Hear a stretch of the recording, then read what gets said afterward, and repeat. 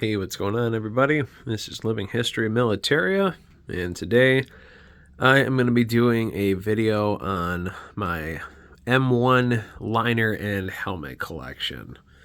So, I've been talking about this one for a while and finally found the time and energy to do a video on it. So, I got all the ones that I could find in my room down, so they don't really fit on the table, but we're going to make do with what we got. So I'm going to start off.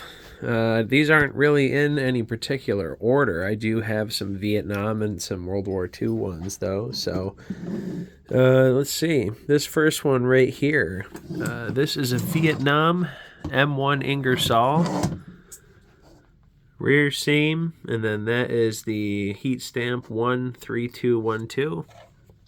Or I-12. I think it's a 1 though. But this one came in a set of 3 helmets that I got, and I paid $20 each for them.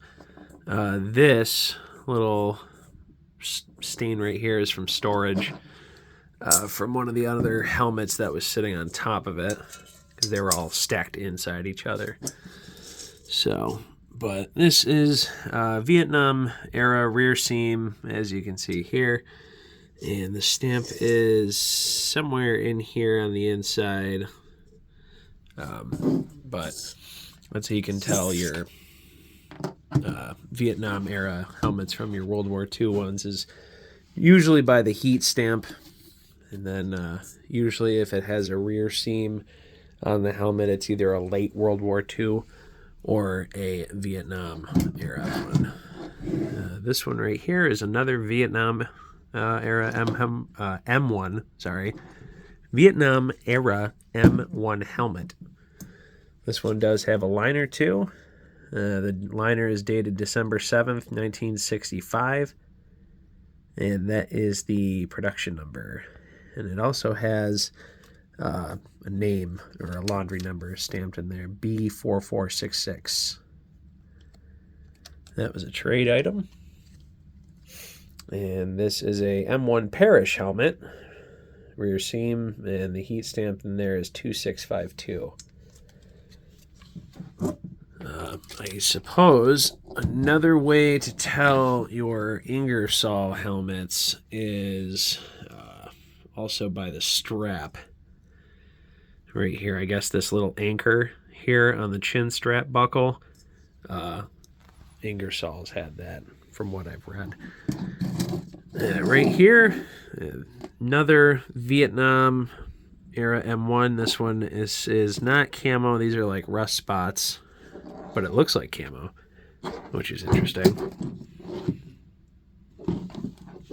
This one has a liner, but the inside of it is pretty well rotted away. So you can see the bales here are rusty. The actual liner is torn. The sweatband here is kind of dry rotted away. It's only hanging on by a few strings. On the inside, none of the support pieces are intact, but the chin strap is a little bit. It's got some dry rot right here, some rust. So I think I only paid $40 for this whole setup, so not complaining there. Yeah, that was $40. Right over here, you got, this is a World War II. This is a McCord. Front seam, swivel bale. The heat stamp on this is 88C, which would put this around March of 1942. And there's still some camo paint on it. This belonged to a member of the 5th Rangers, guy from Syracuse. And this is the liner on the inside. I think it's a Westinghouse. Let me see if I have that marked on there.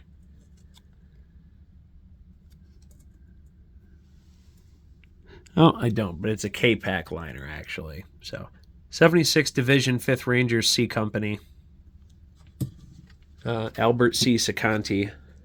He has a like an hour-long interview on one of the World War II veterans websites. But if you want to look up, he has a really interesting story. Right there is his information, Albert C. Secanti. So, pretty cool. Right here, this is a M1 McCord front seam swivel bail. This one is, the heat stamp is 997B, which would put this around August of 1944. And inside we have a Korean War airliner. Let's see. This one has the 95th Infantry Division decal on the left side. And this unit decal right here, support the best. I have not found any information on this insignia. So if anybody can give me any leads on this, that would be greatly appreciated.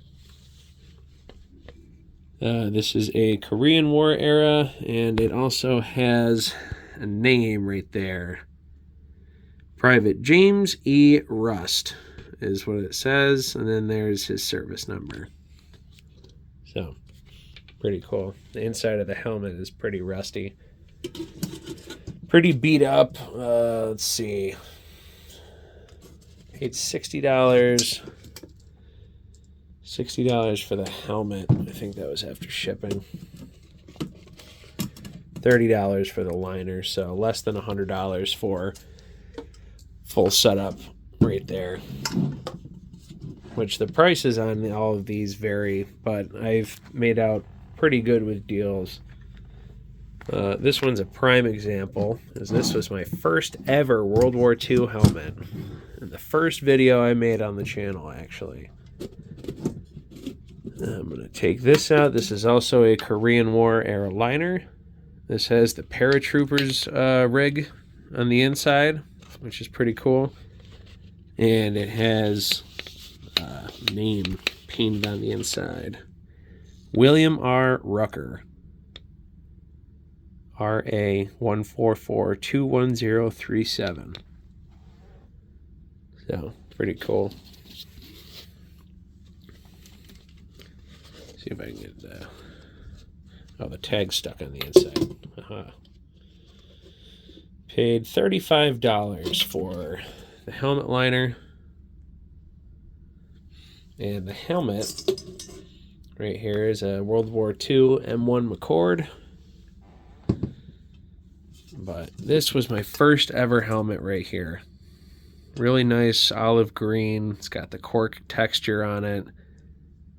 It's got a little bit of paint chipping, but it's not too bad. Original chin strap, I do believe.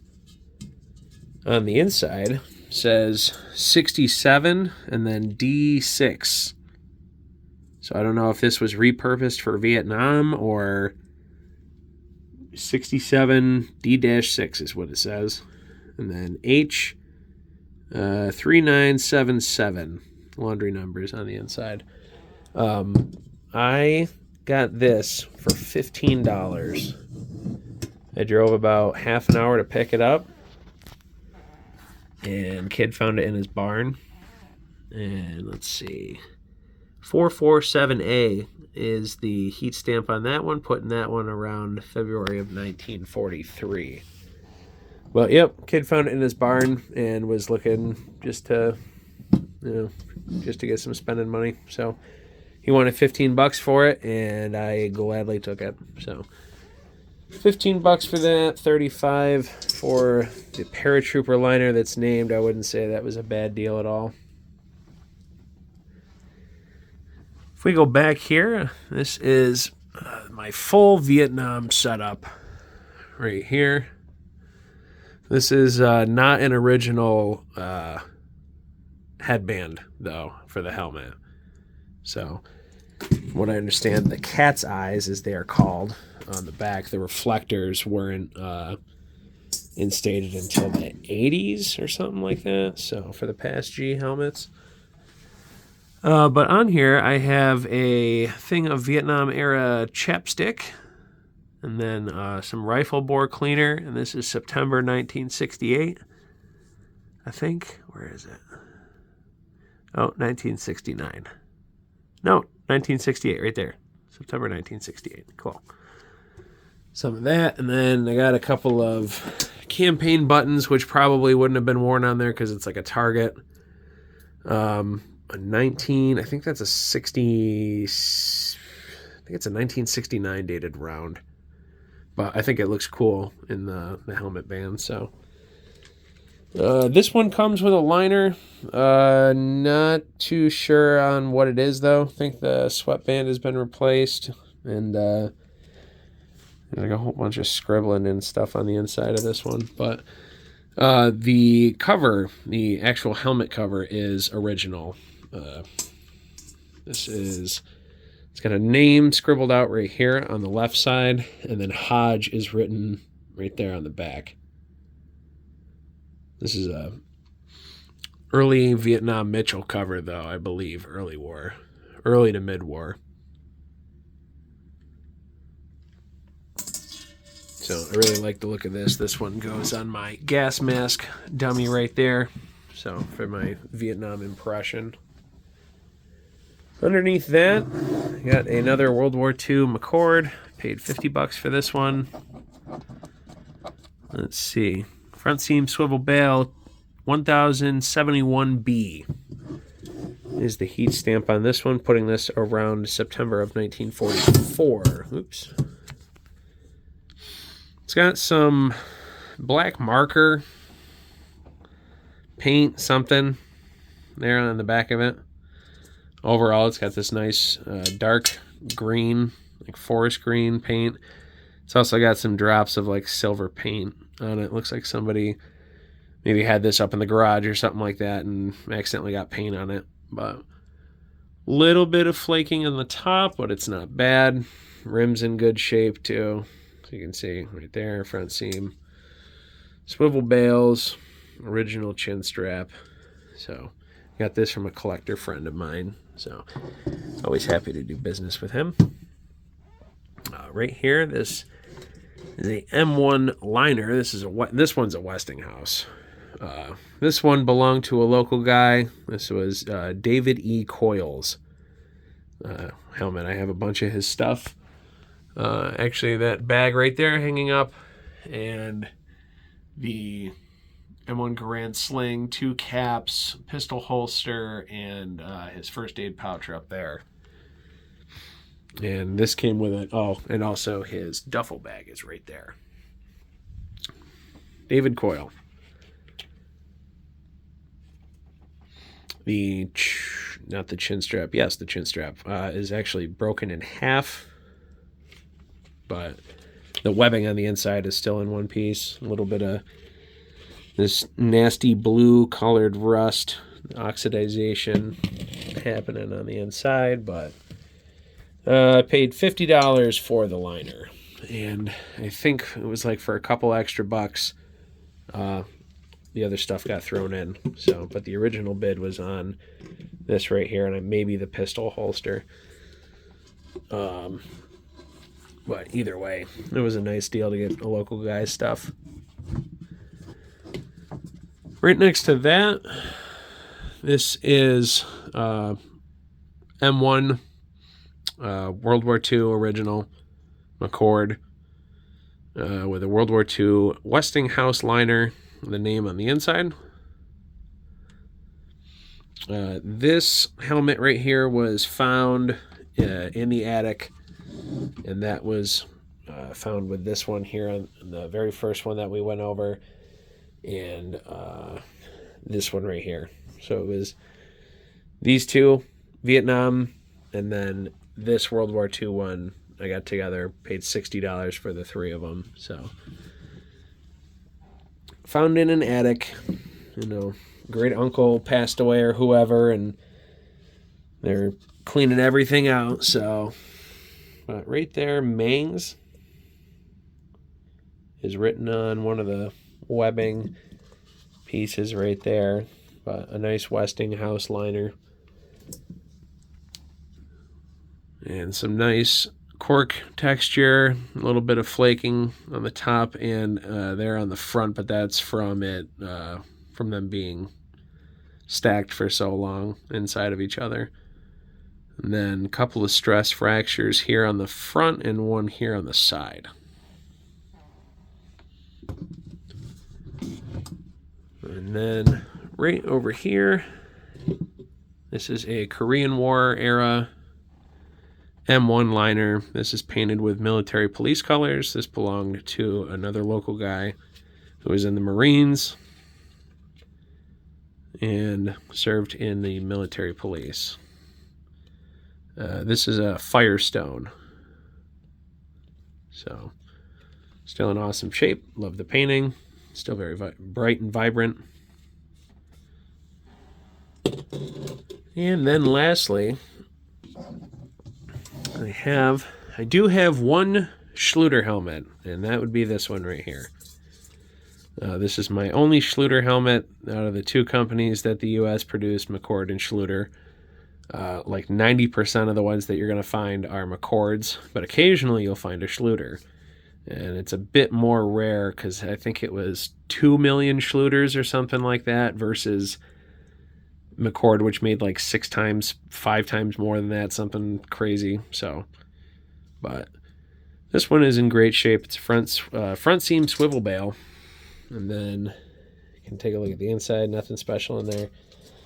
But the way you can tell the difference in McCords and Schlutters are right here. You got your heat stamp, that's 252 or 352A, and then underneath it, it has this S, and that S stands for Schlutter, so it's a dead giveaway that you have a Schlutter helmet. So, best of luck in finding those. Also, I'm not sure what this little strap is right here. It's a reproduction or something modern, so that just came with it, so it stays on there. I'd like to keep it the way it was found. So, but that is all of my M1 helmets and helmet liners. So I want to thank you guys again for the suggestions and whatnot. I think I'm going to go over, I could go over gear if we wanted to. I do have my World War I helmets that I could do also. I already did my Army Air Corps collection. Plus, I could go over all my Stahlhelms and German stuff and whatnot. I could go over my autographs too if we really wanted. But we'll find something to make a video about here. I'm sure we'll never run out of stuff to do. But thank you guys if you stay tuned the whole time. And we'll see you in the next video.